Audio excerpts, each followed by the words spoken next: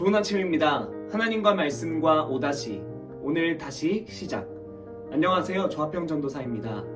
오늘 우리가 함께 묵상할 말씀은 이사야 7장에서 9장까지의 말씀입니다. 그러므로 주께서 친히 징조를 너희에게 주실 것이라. 보라, 처녀가 잉태하여 아들을 낳을 것이요 그의 이름을 임마누엘이라 하리라. 오늘 본문인 이사야 7장에서 9장은 신뢰라는 주제를 중심으로 통합되어 있다 할 수 있습니다.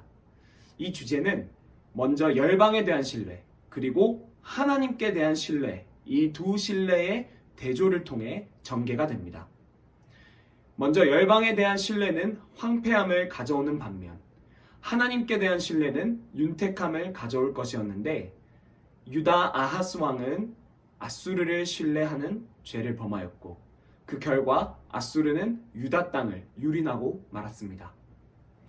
먼저 이사야 7장에서 아하스 왕은 아람이 에브라임과 동맹을 하였다라는 말을 듣고 심한 두려움에 빠지게 되어 그에게 두려워 말며 낙심하지 말라 하시는 하나님의 말씀에 순종하지 못하고 아수르와의 동맹이 유일한 소망이라 결론 짓고 맙니다.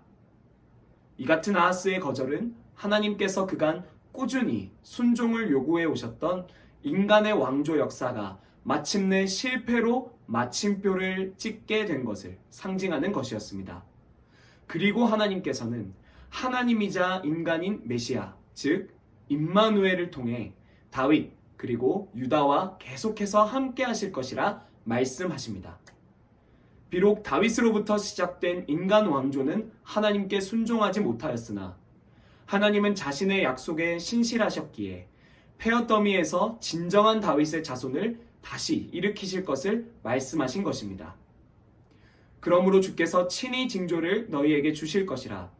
보라, 처녀가 잉태하여 아들을 낳을 것이요 그의 이름을 임마누엘이라 하리라.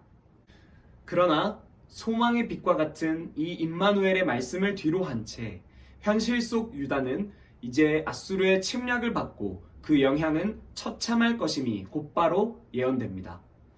그리고 8장에서는 하나님께서 이사야에게 아들의 이름을 마헬살랄 하스바스, 즉 급히 노력하다 라는 뜻의 이름을 지을 것을 명하시며 아수르의 침략이 유다에게 속히 임할 것을 확증하십니다. 하나님은 악에 대항하기 위해 또 다른 악을 불러들이는 죄를 범하는 이 유다를 향해 그들이 풀어놓은 급류에 스스로 휩쓸리게 될 것이라 말씀하시기도 합니다. 이에 선지자 이사야는 유다에게 아수르를 믿거나 수리아를 두려워할 때가 아니라 하나님을 두려워해야 함을 강하게 선포합니다. 여호와께서 강한 손으로 내게 알려주시며 이 백성의 길로 가지 말 것을 내게 깨우쳐 이르시되 이 백성이 반역자가 있다고 말하여도 너희는 그 모든 말을 따라 반역자가 있다고 하지 말며 그들이 두려워하는 것을 너희는 두려워하지 말며 놀라지 말고 만군의 여호와 그를 너희가 거룩하다 하고 그를 너희가 두려워하며 무서워할 자로 삼으라.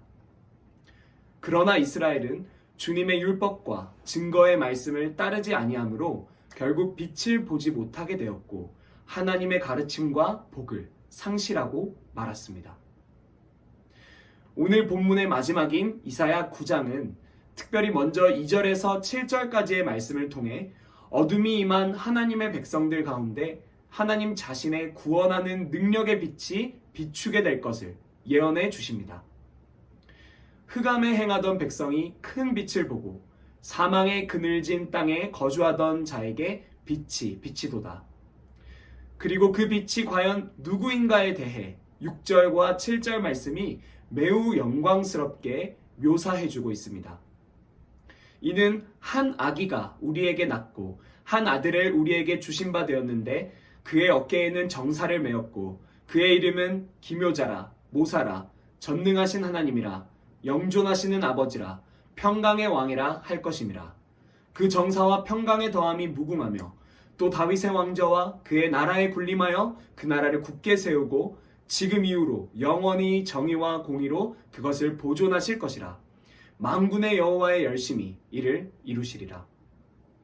비록 9장 후반부에는 하나님께서 유다의 대적들을 일으켜 유다를 벌하실 것을 다시 말씀하시며 끝을 맺고 있지만 앞서 읽은 것과 같은 놀라운 구원자요 평강의 왕이 그들에게 임할 것임을, 그리고 만군의 여호와의 열심히 반드시 이를 이룰 것임을 말씀해 주셨습니다.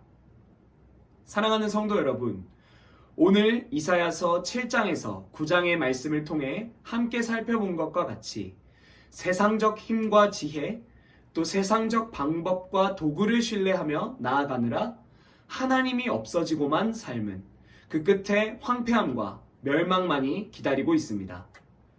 그러나 반대로 하나님의 율법과 그분의 말씀을 신뢰하는 자에게는 앞서 나눴듯 평강의 왕의 영광스러운 통치를 받게 될 것이며, 하나님이 우리와 함께 계시는 임마누엘의 영광을 누리게 될 것입니다.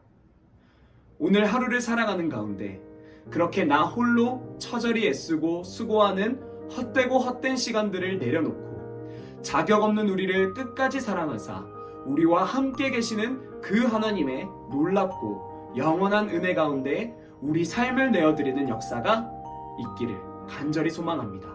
하나님이 우리와 함께 하십니다. 그러므로 주께서 친히 징조를 너희에게 주실 것이라.